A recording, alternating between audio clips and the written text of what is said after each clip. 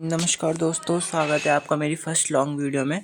आज हम बताएंगे एक ऐसी कथा उस ऐसे इंसान के बारे में जिसके बारे में आपने ना ही कभी सुना होगा ना ही कभी देखा होगा। हम बात करेंगे महाराजा भर्तृहरि की कथा।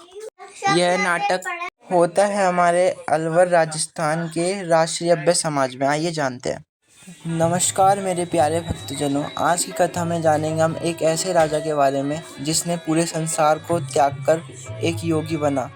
भोगी से एक योगी बनना सबके लिए बहुत कठिन होता है, पर इन राजा ने वो करके दिखाया था।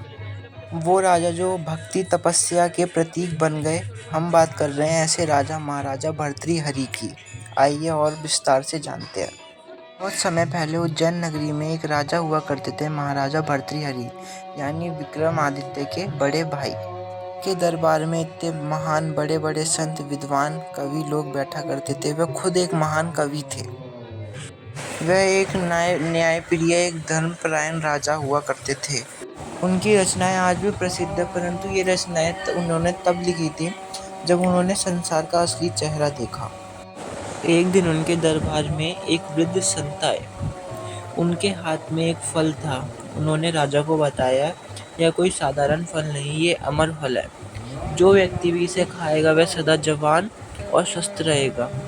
परंतु राजा ने सोचा, अगर मैं इसे खा लूँगा तो मैं सदा के लिए जवान हो जाऊँगा और मेरी रानी अकेली वृद्ध अवस्था में रहेगी, तो मैं अकेला पड़ जाऊँगा। तो राजा ने यह फल अपनी रानी पिंगला को दे दिया।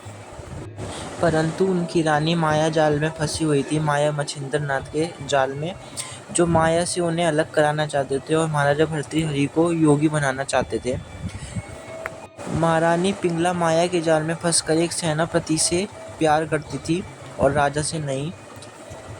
महारानी पिंगला ने वह फल सेनापति को दे दिया और सेनापति एक नर्तकी से प्यार करता था, उसने वह फल एक नर्तकी को दे दिया और नर्तकी ने वह फल स्वयं उस संत को ही भेंट कर दिया जिसने यह फल दिया था। फिर अगले दिन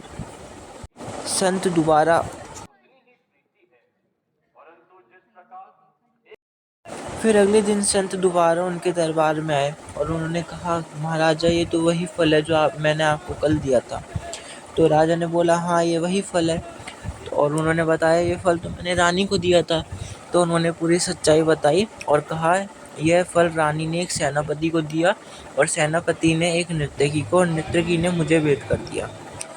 तो राजा का यह सब सुनते ही चेहरा फीका पड़ गया। यह सब सुनते ही उनकी आंखों से आंसू बहने लगे और वो कहने लगे, जिस रानी पर मुझे इतना गर्व था उसी ने मेरे प्रेम को धोखा बना दिया। और उन्होंने कहा, अब मैं इस संसार का मोह माया जान चुका हूँ और मैं ये सब छोड़ना चाहता हूँ।